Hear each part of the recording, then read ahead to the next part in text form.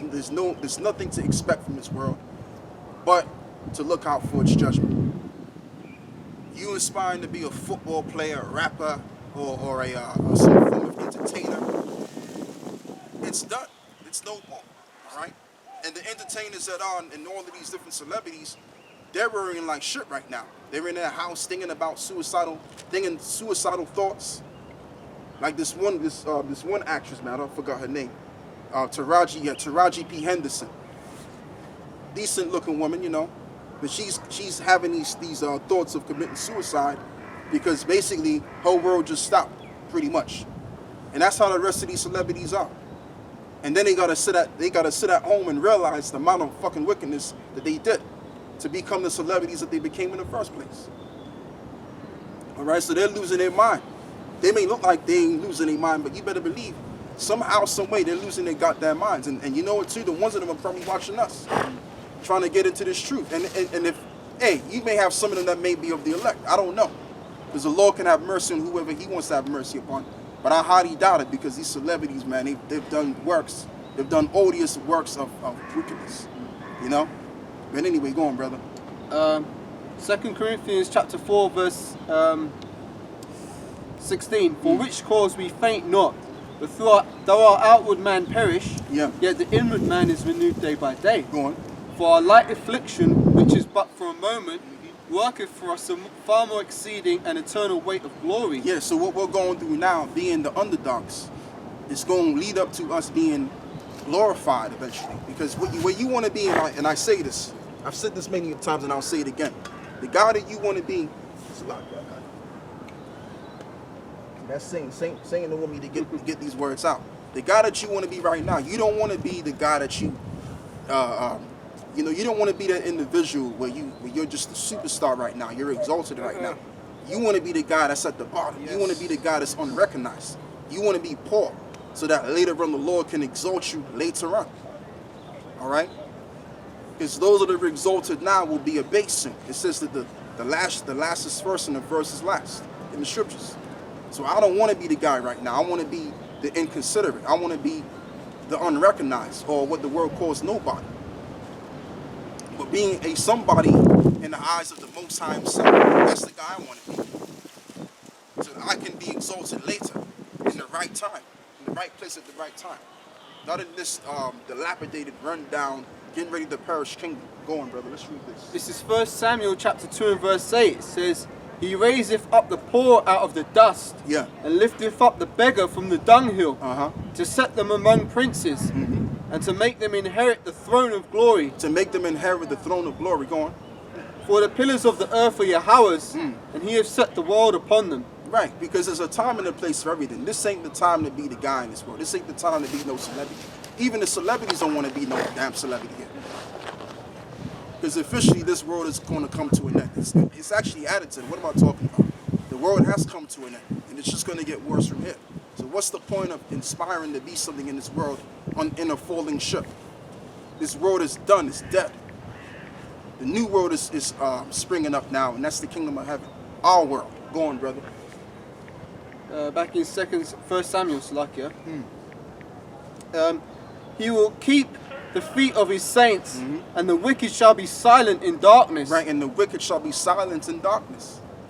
And just to back up a little bit, just elaborate on the verse you was reading before, on how the Lord will set up the poor and have them to be exalted, sit on the thrones and inherit in glory. Right? That's what we're gonna be in the kingdom, which will be the right place at the right time. You don't want to be a Will Smith right now. You don't want to be a Martin Lawrence, a puppet, a bunch of puppets. Yeah, Martin Lawrence, yeah, and all of these other J characters. They're nothing but puppets and clowns for the elite. We don't want to be these guys. I mean, okay, they're living good, they're living nice, but guess what? When it's all said and done, they're going to be destroyed. And then when the kingdom of heaven is set up, they're going to just be regular Israelites, regular civilians in the kingdom. They're not going to be nobody. The works of Will Smith is not going to be remembered. The works of Martin Lawrence will not be remembered. The works of 50 Cent, the rapper, will not be remembered. Denzel Washington, everything that he did in this world will not be remembered. But everything that we did in this world, the prophets, will be remembered and will be spoken of. So this is the thing you want to get into. Go on. Continuing on. The adversaries of Yahawah shall be broken to pieces. Out of heaven shall he thunder upon them. Yeah. And it says, Yahawah shall judge the ends of the earth. Yep. And he shall give strength unto his king, and shall exalt the horn of his anointed. Exactly, man. And in the ends of the world, what is that talking about? Meaning the ends of the earth, the hindermost of the earth. That's where Yahawashi is going to pay a visit into. Also known as the house of the thief, and he's going to destroy that house. He's going to destroy that place and set up his anointed and also the men that are in captivity in these lands. That's what's going to happen. Go on, brother. So we don't need to focus on this world. Fuck this world. As true. All along anyway. Go on, brother. That was the end of that one, but I've got another one. This is 2nd Ezra, the 2nd chapter and the 42nd verse. Yeah. I, Ezra, saw upon the Mount Zion a great people, right, whom I could not number, and they all praised the Lord with songs. Right. And in the midst of them there was a young man of a high stature, taller than the rest. Yep. And upon every one of them their heads he set crowns. Yep. And was more exalted, which I marveled at greatly. Exactly. So the men that received the crowns, that's basically saying you are now going to become kings of the kingdom of heaven. So I'd rather be poor now. I'd rather play the poor now, because when you really think about it, if you're not making, especially down here in the UK, if you're not making a certain amount of millions a year, then basically you're considered poor. You have two, because what they've done is they've taken away the middle class now. The middle class no longer exists. It's either you're poor or you're rich. Is that a chariot over there? That's a plane. Okay. Yeah, so that's where you want to be. You want to be in the class of the poor right now. And then therefore he will deliver you to sit on the thrones and inherit glory, which will take place in the kingdom. Go on, brother. And it's like I lost what I was doing again. Say a little something. Yeah, go on, yeah, brother. I noticed, as you were saying, everybody that's wants to be in the spotlight now, they've already received their consolation, because it's something that's precious. It's held back. It's not out there. So what are the men that are precious, Lord willing? Yeah. What are the men that are precious? Because we're not out there. We don't want the spotlight. We don't want the accolades. We don't want the vainglory. That's right, brother. That's what I've got to say. That's it. Go on now. 2nd Ezra 2:44. So I asked the angel and said, Sir, what are these? He answered and he said unto me, These be they which have put off the mortal clothing, and have put on the immortal, right, and have confessed the name of the Most High. Now they are crowned and receive palms. Then I said unto the angel, What young person is it that crowneth them, and giveth their palms in their hands? And he answered and said unto me, It is the Son of the Most High, whom they have confessed in the world. Then began I greatly to commend them that stood so stiffly for the name of the Lord. And that's Yahawashi. Yahawashi is going to be the man, the young man, which was spoken of in Ezra's, that will place crowns upon your heads. So I rather have that than get the spotlight of this world today, because the spotlight of this world is all vanity, which the word vain means nothing. Yeah. Because when it's all said and done, everything that came of this world is going to be what? Nothing. Okay? Your celebrities, what they did, I'm talking about the ones of our people that have did all they can do to please Esau and to please themselves, and it means it's going to be to nothing. It will not be remembered. But what will be remembered is what we have done, the works of the righteous.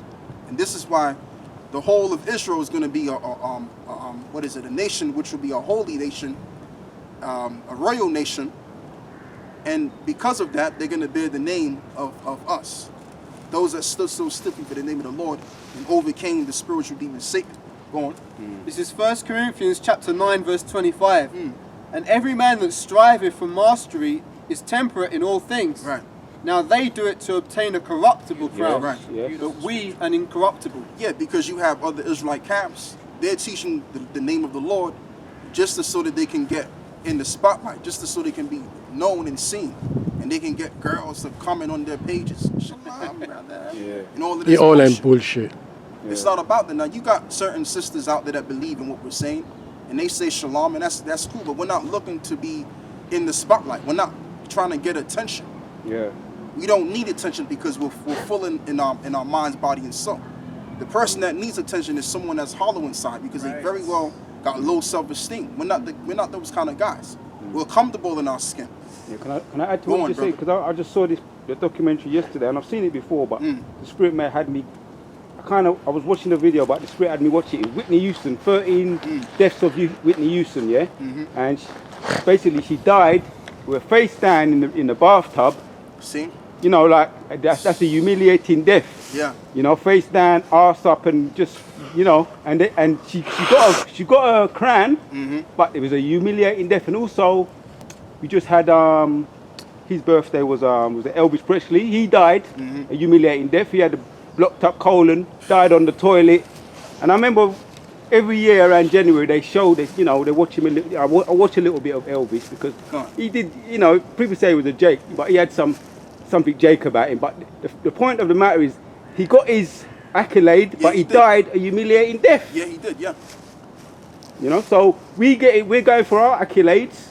You know, through on the right hand side, and even if we do, some of us made martyr, we're going to get glorified in any way.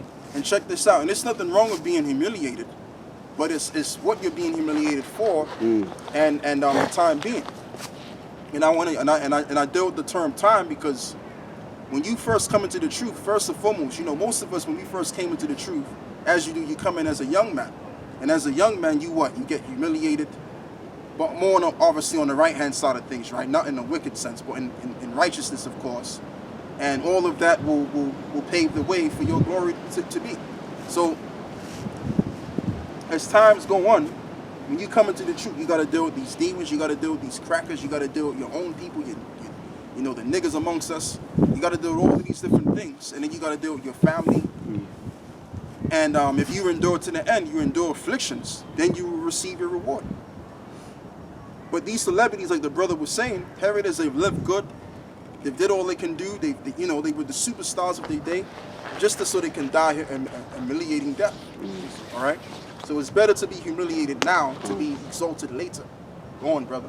This is Proverbs 3 verse 33. And I don't cut you too, because another thing too, what you want to do is you want to be the guy that doesn't really have nothing to lose. You see, that's another thing you want. You want to be that person where you can look at your life and say, man, I ain't got shit, right? And comes to grips with that. And when you think about it, that's a guaranteed win. Exactly. You know what I mean? Exactly. Because the more you got to lose, the less likely you're going to further the ministry. That's it. The more likely you're going to save your life. It says, whosoever saveth his life shall lose his life, and whosoever loseth his life, my name's sake, shall receive it 100-fold. So we're going to receive life 100-fold, eternal life on top of that. So again, let's be the guys to have nothing to lose, gaining much in the future. Go on, brother. Proverbs 3 verse 33 says, the curse of Yahawah is in the house of the wicked, right? But he blesseth the habitation of the just. But he blesseth the habitation of the just. This is his house. All of the brothers you see around the four corners of the earth were the house of the Lord. And he's blessing us day by day. You may not see it, but that's what he's doing. And the house of the wicked, which is the civilization, is waxing worse and worse and worse, forth to condemnation. Go on. It says, surely he scorneth the scorners, but giveth grace unto the lowly. Yes, but giveth grace unto the lowly. Again, it's all about being a lowly. Go on. The wise shall inherit glory, but shame shall be the promotion of fools. Right, but shame shall be the promotion of fools. So when we was out here doing the work, we came across scoffers and scorners, and they came like wolf packs. They came as a pack together and just trying to impress one another and all of this other stuff. But guess what? They're going to be ashamed. And I'm talking about the ones among our people, because it says in the book of Daniel 12, some shall wake up to everlasting life, and some shall wake up to everlasting contempt and shame. Go on, brother, you got a precept. Isaiah 66 and 1 to 2. Thus saith the Lord, the heaven is thy throne, and the earth is my footstool. Where is the house that ye built unto me? And where is the place of my rest? For all those things have mine hand made, and all those things have been, saith the Lord. But to this man will I look even to him that is poor and of a contrite spirit. That's who the Lord is looking at, baby boy. The Lord is not concerned about these superstar pastors. And like trembleth at my word. Right, like TD Snakes and Creep Low for your dollar and the rest of these jackasses. The Lord ain't concerned about them. The Lord is looking at the men whom he has set up to further his ministry, and that they would be poor. And the poor will be what it is, delivered, they will be hollowed, and they will be exalted according to as to what they want, as to what they desire. Okay? That's what's going on in these days and times. Nothing else, excuse me, nothing more, nothing less. Go on, brother. So, Lucky, can I say something, brother, in the spirit? Right? I tell you what, brothers, yeah? Serving the Most High is a beautiful thing, you know, I'll tell you that. It's sweet. Yeah? Although we're going through this kind of pain or suffering, yeah? It's a beautiful thing to serve Yahawah Hasham Yahawashi, I'll tell you that. It's beautiful. So, Lucky, I just wanted to say that, brother, in the spirit. And you know, too, when you look at Job, Job suffered tremendously. Yeah. But he dealt with it like a man. I mean, he went weak, and the Lord had to tell him, yo, gird up your loins like a man. But he dealt with it. That's it, brother. And he was blessed. Yep. All right? So it's nothing wrong, like I said again, it's nothing wrong with being humiliated. It's nothing wrong with being afflicted. It looks like it's everything wrong with it in our mind's eye. But there's nothing wrong with it if we're doing it for the Lord, Yahawah Hasham Yahawashi. So that eventually we can be blessed. That's the ultimate goal, is being blessed in the kingdom. Go on, brother. You don't want to be blessed in this defiled, decrepit, wicked, evil, sadistic world. Go on, brother. Matthew chapter 19 and verse 27. Then answered Peter and said unto him, Behold, we have forsaken all and followed thee. Beautiful, brother. Nice, brother, nice. What shall ye have therefore? And Yahawashi said unto them, Verily I say unto you, that ye which have followed me in the regeneration, when the Son of Man shall sit in the throne of his glory, ye also shall sit upon 12 thrones, judging the 12 tribes of Israel. And that will be the reward of those that have forsaken every single thing of this life. And we will have to do that real soon. When they administer that chip, when they make it mandatory for all to take the chip. And we know, as of right now, we've already made the decision, as of right now, that we're not going to take no microchip. We're not going to take heed to the beast, receiving the mark of the beast. So therefore, what's going to happen? We're going to wind up losing everything of this world, giving up one world for another world. All right? And that's what we want to do. And we're going to be able to easily do that if the Spirit is upon us, because another thing, going back to what I was saying before, we have nothing to lose. There's going to be those that have a lot to lose, which will be pondering and thinking, oh man, should I take the chip or should I not take the chip? All right? That's why it's better to have nothing now, to have something later. So then that way you can make more of the wise decision. Can I say something? And I don't cut you, brother. And in that same chapter, Matthew 19, it talks about the rich man. Go on, brother. I just want you to get that as well before you say something. Matthew 19 and which? Go up a couple of verses where he says it's impossible for the rich man to enter into the kingdom. Yeah, it says, do you want me to read the whole thing or just the point? Just the point. Matthew 19 verse 23. Then Yahawashi said unto his disciples, Verily I say unto you, that a rich man shall hardly enter into the kingdom of heaven. Right. And I say again unto you, it is easier for a camel to go through the eye of a needle than for a rich man to enter into the kingdom of the Most High. Right, so it's, and that's actually quite difficult, to bow the head of the camel to enter into the city, the eye of the needle into the city, than for a rich man to enter the kingdom. Why? Because the rich man has a lot to lose. He put a lot of effort and energy to gain what he has gained. So for him to just sit back and say to himself, I'm going to lose it, it's going to be difficult for him to do. But if you're a brother that don't have nothing, and you just have enough to get by and by, that's what the scripture says in the book of Proverbs. When Solomon said, give me enough to sustain me, Lord, we good. We don't have to worry about getting more than what we already have. Because the time is going to come where each and every last one of us have to make that decision. Are we going to take the trip because we were afraid of that we may starve, or whatever the case may be that we're afraid of? Or are we going to forsake everything, inherit in the glory of the Heavenly Father? And we're going to be in a situation where we're going to be able to make the wisest decision, because then we're going to realize and look back, what was we before this time came? What did we do? Oh, we were just slaves working for major multi-billion-pound corporations, making their fucking asses rich, and still we're poor. So we're going to examine all of these things all put together, and we're going to make the right decision. And the right decision is just to die if it be the will of the Lord. Yeah. All right? That's what we're going to wind up doing. Or if we have to go out in the wilderness or whatever the case may be, that's so be too. However, because the Lord is going to save brothers each and every way. So we don't have to worry about nothing. The will. If I was just going to mention... Yeah, go on. I was just going to say, basically, if you've got one foot in the world and one foot in the truth, that's the beginning of being double-minded. Because Yes. you're trying to hold on to two things at once. Brother, you can. And I'll let you speak. I don't want to pass like Yeah, it's like trying to hold on to two things at once, and you can't do that because you can't have a foot in the world and a foot in the truth. But I'll just finish this precept. It says, "And everyone that hath forsaken houses, or brethren, or sisters, or father, or mother, or wife, or children, or lands, for my name's sake, shall receive 100-fold, and shall inherit everlasting life." There you go. Shall inherit everlasting life. So this is the thing. In order for us to have everlasting life, we have to forsake this life, even if it means we have to die. Because it says that their works do follow them, right? They that be dead in Yahawashi shall rise first, and that their works do follow them. So our reward is coming because of the works that we've done. Simply put. Like I said, we have nothing here, but we have a lot to gain in the future. But those that are now will lose a lot, and they're going to be our slaves too. I'm talking about the Edomites. Go on, brother. This is what you were just speaking about. This is Revelation chapter 14, verse 13. And I heard a voice from heaven saying unto me, "Right, blessed are the dead which die in the Lord from henceforth." Blessed are they that are dead in Yahawashi from henceforth. Go on.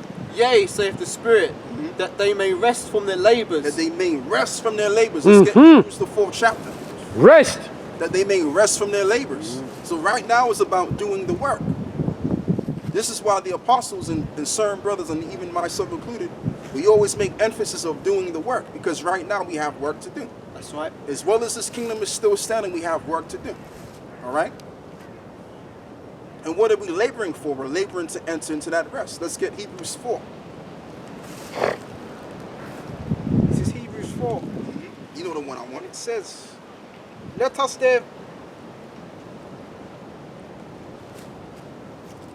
therefore fear, lest the promise being left us of entering into his rest, any of you should seem to come short of it. Should seem to come short of it. Come. For unto us was the gospel preached, as well as unto them. But the word preached did not profit them, not being mixed with faith in them that heard it. Keep going. For which we have believed, you enter into rest, as he said, as I have sworn in my wrath, if they shall enter into my rest, although the works were finished from the foundation of the world. Keep going. For he spake in a certain place of the seventh day on the wise, and the Most High did rest. And the seventh day from all his works. And in this place again, if they shall enter into my rest. There you go. Yeah, let's read. Seeing, therefore, it remaineth that some must enter therein. Some must enter therein, because you're going to have the elect only that's going to make it into this. Go on. And they, to whom it was first preached, entered not in because of unbelief. Right. Again, he limited a certain day, saying in David, today, after so long a time, as it is. Just on verse 7. Okay, go on. I know, want me to get straight to the point? I know what you're looking for. Verse 9. Labor. There remaineth therefore a rest to the people of the Most High. For he that entered into his rest, he is also ceased from his own works, Go on. as the Most High did from his. Yeah, exactly. So that's what we want to get to that level of. We want to get to the level of where we can rest. Right. And because we what? Of the labor. One more bit on this. Let me reiterate what I'm saying, man. Ugh. Let's read this again. For he that entered into his rest, this is Hebrews 4 and so like tongue-tied and 9. Therefore remaineth therefore a rest to the people of the Most High. Right. Therefore there remaineth a rest unto the people of the Most High. Go on. For he that entered into his rest, he also ceased from his own works. Right. He therefore ceased from his own works.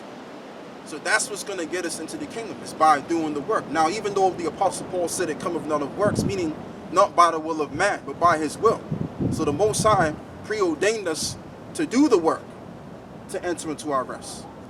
I put it to you that way. That's how the Lord preordained us to be elected, by giving us the ability to do the work and giving us faith to continue to doing the work until the very end. Go on. He sees from his own works as the Most High did from his. Right, as the Most High did from his. So that's it on that. So let's go back to this.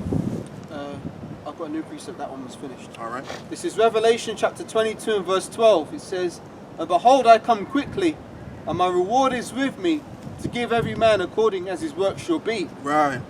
I am Alpha and Omega, the beginning and the end, the first and the last. Blessed are they that do his commandments, Okay. and they that they may have the right to enter." So it's like that they may have the right to the tree of life, and that they may enter in through the gates of the city. Right. In other words, the kingdom. Go on. For without are dogs, and sorcerers, and whoremongers, and murderers, and idolaters, and whosoever loveth and maketh a lie. Right. So it says, I, Yahawashi, have sent my angels to testify unto you these things in the churches.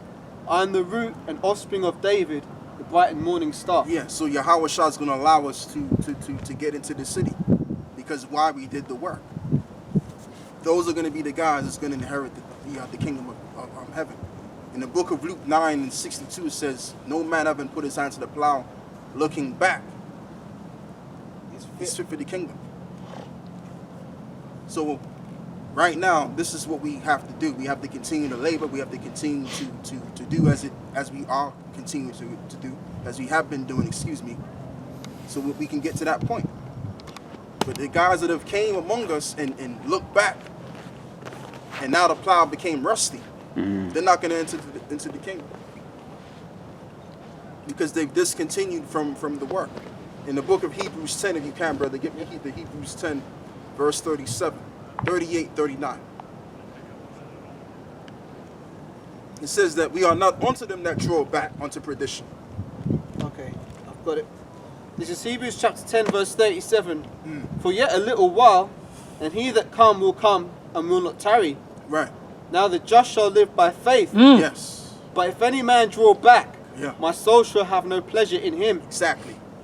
But we are not of them who draw back unto perdition, but of them that believe to the saving of the souls. And because of that, we're going to do the work to save our souls. And we believe that if we teach this word, the elect are going to be saved through this word. So we're going to endure to the very end, so that we can be eventually what? So that we can all be saved.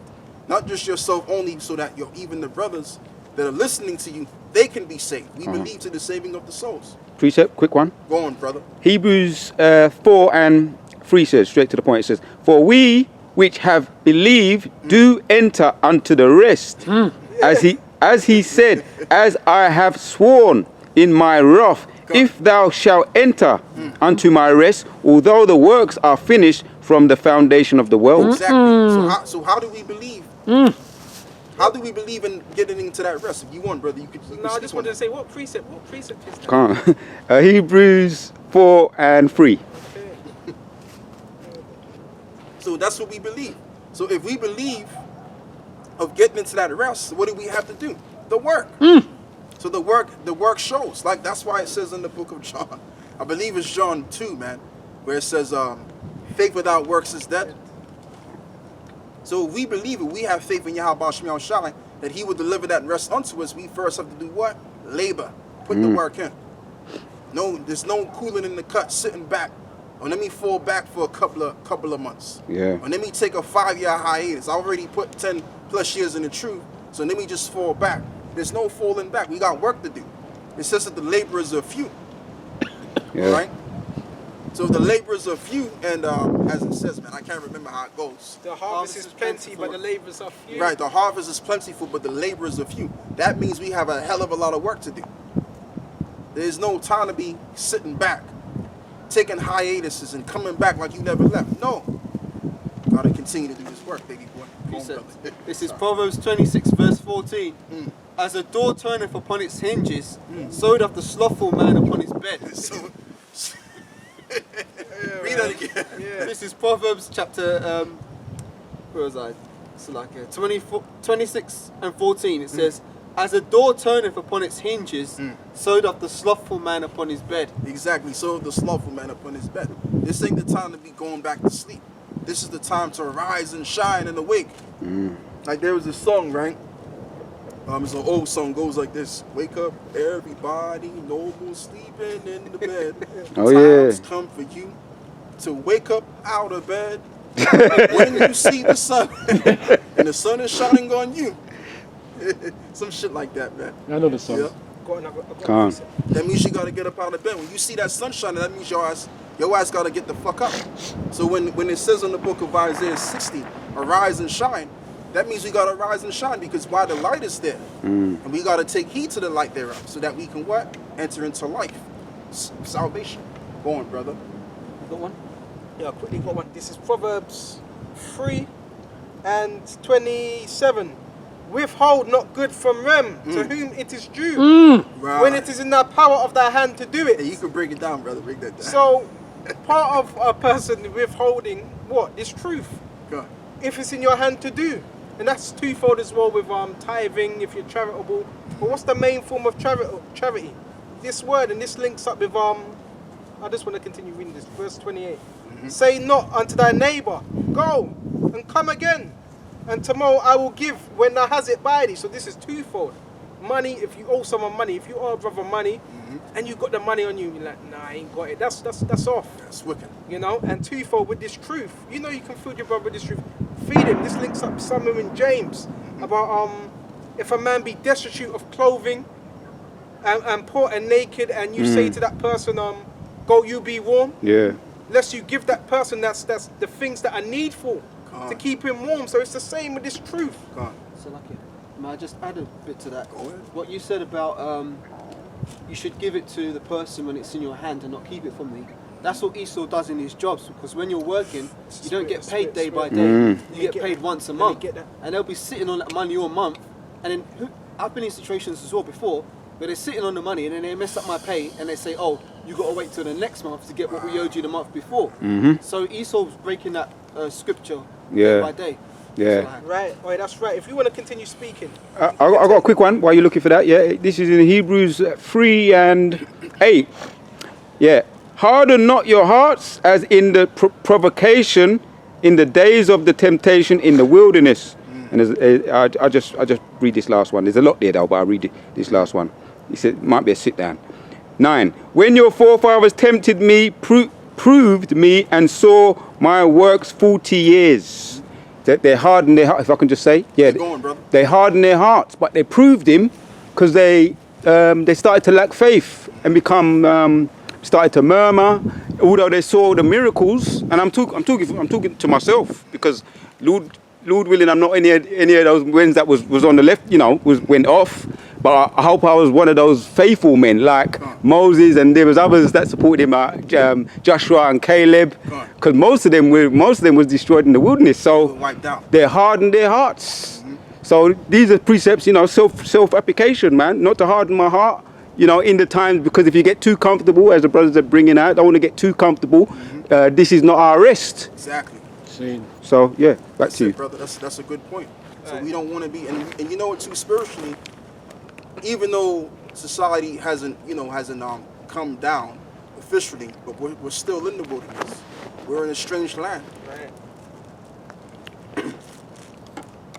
I've got that. See, you're speaking on that. I've got that. Deuteronomy 8 and 2.